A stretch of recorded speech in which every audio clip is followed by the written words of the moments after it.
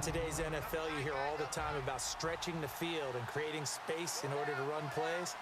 A toss play will help accomplish that because now you're pushing a defense to chase you all the way to the edges and to the sideline.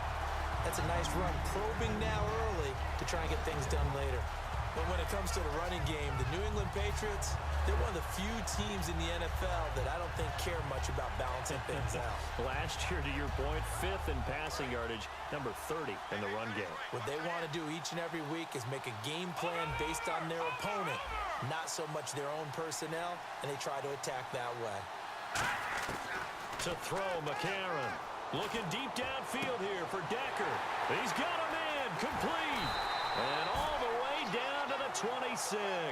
A big play there for New England. 46 yards. A nice job there, Charles. They picked up the blitz, were able to complete the pass. That had the total feel of a quarterback in control. Red blitz, got him into the right protection scheme, so he doesn't get hit back there. He's got a chance to step up with supreme confidence and deliver it downfield for a nice completion. And now first down following that long gain. McCarron. And that's caught by Landry for a New England touchdown. Jarvis Landry there to make the grab. And the Pats have taken the early lead. On those slants, everything happens so quickly. What makes it work? The timing between the passer and the receiver. In this case, a slant route. Ordinarily, it's probably about 3 steps before you go on the slant. In this amount of time, I think it was a 2-step deal. Boom, put his foot in the ground and got inside for the pass. Got inside for the pass, got inside for the catch and the score.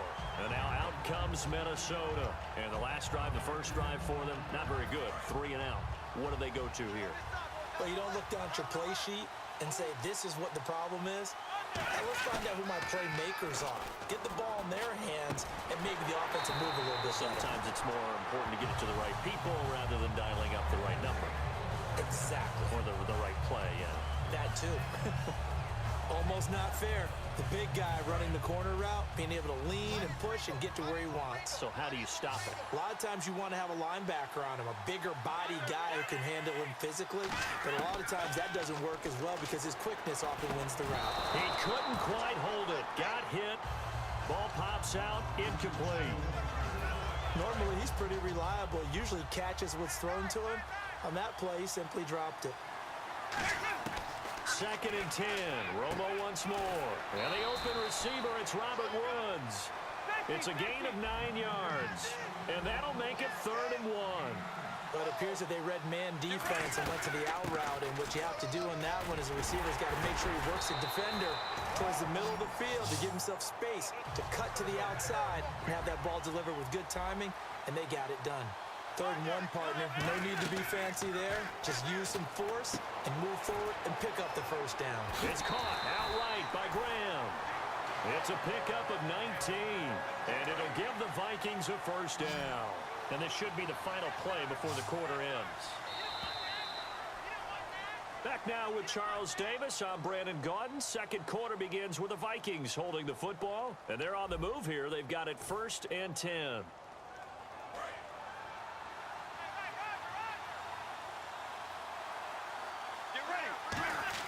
Now a first down throw. Romo under pressure, and he'll go down. Back at the 26-yard line. And plays like that really hurt play calling. They had a really nice gain on the previous play, but gave about half the yardage back on the sack. Excellent pressure up front. Nowhere to go with the football. Down he goes. And he'll go down here at the 12-yard line. 13 yards on the pickup, and they're going to face a 3rd down.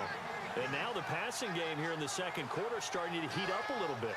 Don't you feel the rhythm starting to happen, right? You see it now. The confidence is starting to rise. I think now as a play caller, because that has happened, you lean on it a little bit more. You don't go totally away from running the football, but you do say, guess what? We can throw it. We can throw it well with a whole lot of confidence.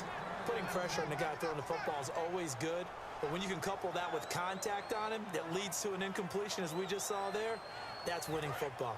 And no signs of the field goal unit. They're going for it on 4th down.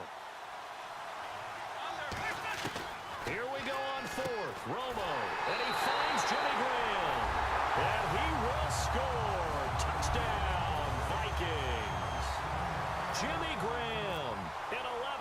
touchdown. And the Vikings have tied it. They can grab the lead with a PAT.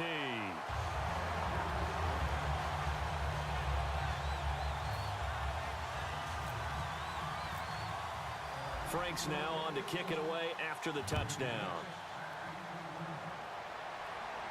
Fielded about a yard deep. And with a new rule, that decision to bring it out will cost him about 5 yards as he only gets to the 20. Out comes the New England offense to see what they can do this time. And they're going to need another score. Got one last time, but still down here. When you're playing catch-up, every possession becomes crucial, doesn't it? It's vital. Get back out on the field, punch it in the end zone again. They know it's not easy, but what they do have going for them, they did score the last time. They think they've got a good formula working. And what about the defense? Well, now you're just saying to yourself, okay, you gave up a score last time. What adjustments do we need to make to slow them down now and get the ball back for our own offense? Is it more pressure? Is it more zone?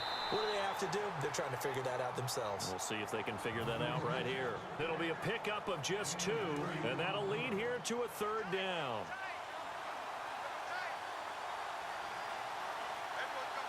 They come out here in the eye. They'll try and get it with Forte. Call it a gain of 7, and it gets him a new set of downs. On 3rd down, that's a good job of situational football and understanding where the first down marker was and getting there. Looks like the defense in press coverage here. Back to the ground on first, it's Forte. And the hole closes quickly. He gets it across the 35 to the 36-yard line. 2 minutes remain here in the first half. Back to the booth right after this. No, check, Patriot!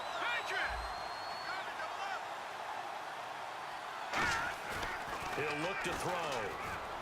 Escaping the pressure right. It's caught. Andrew Corliss. And he's taken down, but not before he gets this into enemy territory across the 40. Looked like the defense put pretty good pressure on him, but he's able to flush out to his right to try and evade people. On the run, had to get on his horse. Still accurately throws a nice pass for a first down. And they're going to speed things up here. Not a run that you're going to write home about, but still a good first down run. That's what an offense calls staying on schedule. 3 to 4 yards on first down, you're set up very well for the rest of the drive. Tough day, tough sledding right there, and it's been that way the entire game. Not a whole lot of room to ramble for him. Yeah, you're right. It's been that way all afternoon. Didn't get a whole lot better there. 3rd down, here's Forte. And a short gain down to about the 33. Give him a couple on the run as it brings up the 4th down. And now the Vikings are going to stop it here on defense with a timeout. It's just their first, so they'll have 2 remaining here before we get to halftime. And the holder's going to keep it. He's going to try to run for it. Cuts it out to the sideline. And they're able to pick up the first and keep possession. A big play there on the fake field goal. And the decision to go for it pays off. They've got a 1st and goal.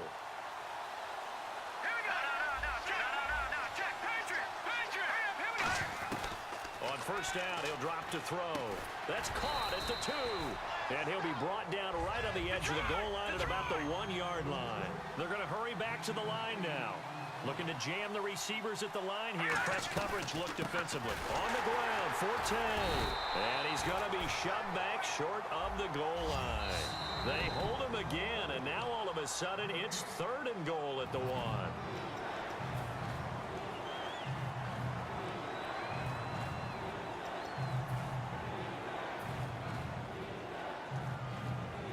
They held him out on 2nd down, and now here's 3rd and goal. They come out here in the eye. And he is in. Touchdown, New England. A.J. McCarron with his 2nd touchdown here in this first half. And the Patriots have retaken the lead. And this one through the uprights and good.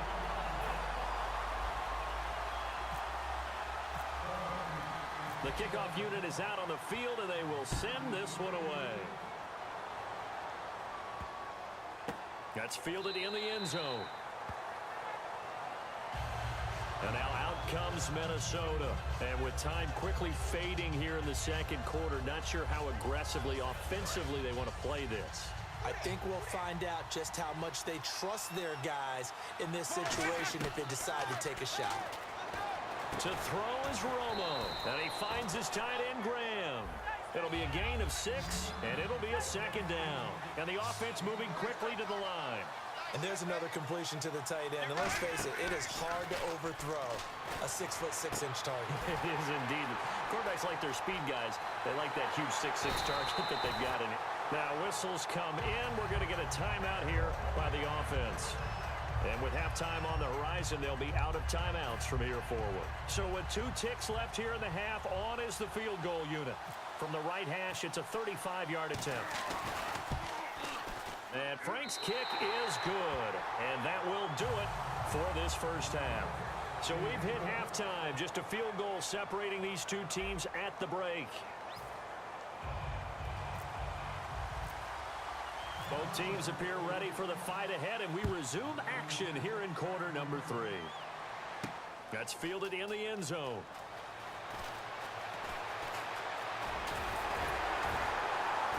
And a nice job there as he gets this one up just shy of the 35-yard line at the 34. Now the Patriot offense set to take over again. They have the lead. Now they'll be looking for some separation here as we begin the third quarter. I like the way you term that because now I think they go a little bit deeper into their playbook. They like what they did in the first half. That worked okay. But in order to get the separation that you just talked about, change things up a little bit. Change your tendencies. Try and hit them a little bit more with some things they didn't see in the first half. See if they do just that. When you run a screen pass really well, you got to like the look of it because so many parts come together to make it work well. The offensive linemen, where they're faking people out, the back slipping out there, catching the football, then all of them going together as one unit downfield. A really nice pickup. And third quarter here, you've got the lead. This is where that strong run game can really benefit you. Stayed in bounds there, kept the clock going.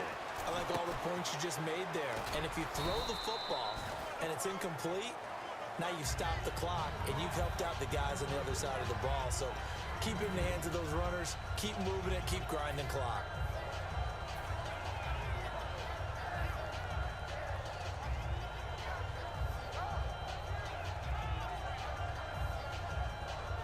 So they complete the pass, and now they face a second down.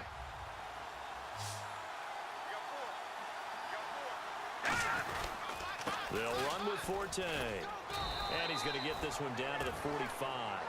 It'll be a gain of 5, but still about 3 yards shy of the first down marker, and now it's third down. Frustrating for a defense, energizing for an offense. Finding a way to create that type of yardage in your running game, that'll make the guys carrying the ball very, very happy. And the Vikings with an extra defender in the secondary on third. Playing coverage here. That's going to be knocked away and incomplete. They were looking to get it to Kelvin Benjamin there. And that's going to bring up a fourth down. Here's Jacob Shum now, as he should be able to pin him back deep here with his first punt. It wasn't third and long. It was more like third and attainable, and oftentimes offense. And look at this. It's a fake. Being chased out left. And this is incomplete. A huge gamble, and it does not pay off. Now we take a glance at the offense as they work their way back out for their first possession of the second half. And after the field goal last time, let's see what they can get here. At least they got points out of the last drive, Charles. I've never met an offensive coach that didn't want to drive to end with a kick. Most of them wanted to end with a PAT, right? In this case, a field goal, they'll take it. Way better than the alternative, which is a punt. Yeah, but you've met fan bases that wanted that, that weren't happy with that field goal. I haven't met a fan base yet that wants to drive to end with a kick, other than the extra point. That's it. They go play action here on first down. He's just going to dump this one off to his fullback out of the backfield. It's a gain of 15 that time.